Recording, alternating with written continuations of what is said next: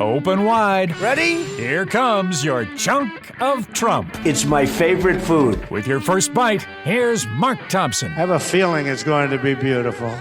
Trump's got a big plan. And you won't be surprised to learn that this plan, I should say, does include a lawsuit. Yeah, right. It's what he does best. He doesn't do much without lawyers, right? Yeah, he likes suing. Former President Donald Trump is set to sue the Justice Department for $100 million.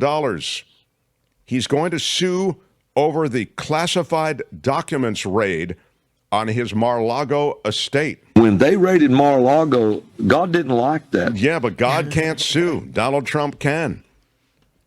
Trump's lawyers wrote in a legal memo that the raid showed, quote, a clear intent to engage in political persecution.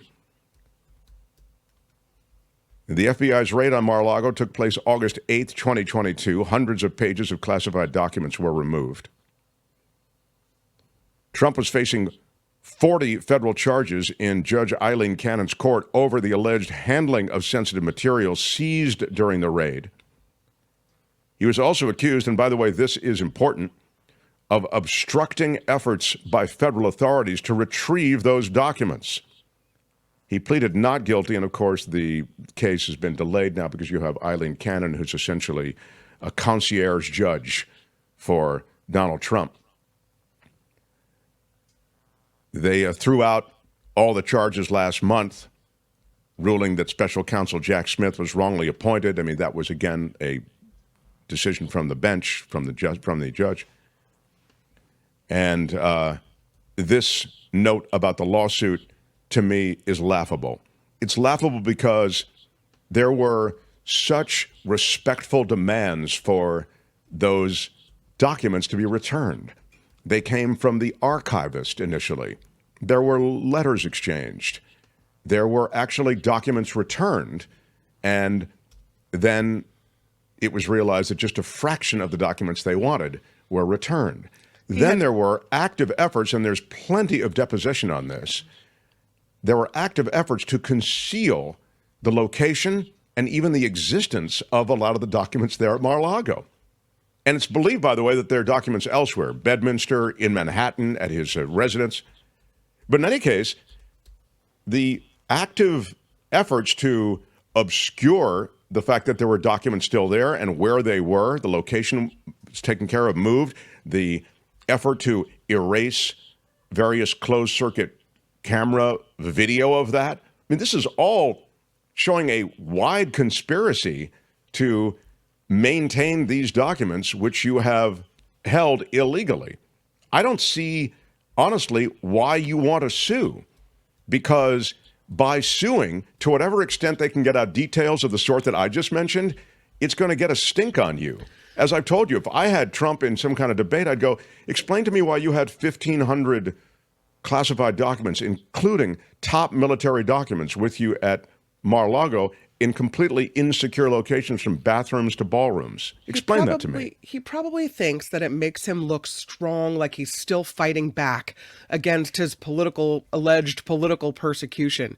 We look at it and think, listen, you had every opportunity to turn those documents back over to the government and avoid any such raid on your house or your estate or whatever, your Mar-a-Lago hoop-de-hoo.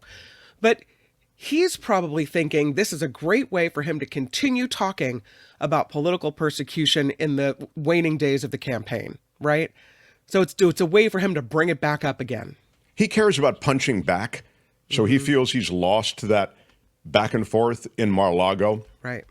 And so you're right. He wants to punch back the same way that he's punching back on the crowd size, the same way that he's punching back on the race of Kamala Harris. No, let me show you I was actually right. No, let me show you these crowd sizes aren't what you think they are. These are all ways in which Trump essentially punches back. He likes to do that. He claims in that spirit that he is leading. Donald Trump has claimed he is leading in almost all of the real polls, as he says. That's a quote. Almost all of the real polls show me ahead. What are the real polls? Trump is citing his polling numbers to back up the claim that this is by far my best run for the White House. Most of the polling companies have Trump leading his Democratic opponent, tending to favor Republican candidates or are considered unreliable or inaccurate. In other words, the ones that show him ahead are the ones that are gamed to show him ahead. Like Rasmussen gave Trump a 5-point lead, and, that's not a reliable poll any longer. It's where you go for that result that you want. Sure.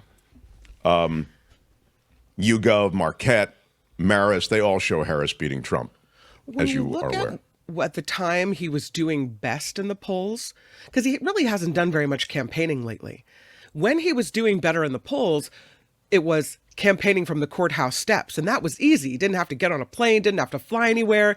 He just stood outside the courthouse and spouted off.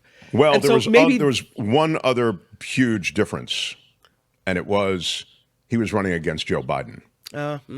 You've got a fervor around Harris that is palpable. It's Palpable true. is a dang word. But I'm just You- thinking yeah. that's why he's suing the DOJ, maybe because he wants to go back to the courthouse and do that whole thing again. I see.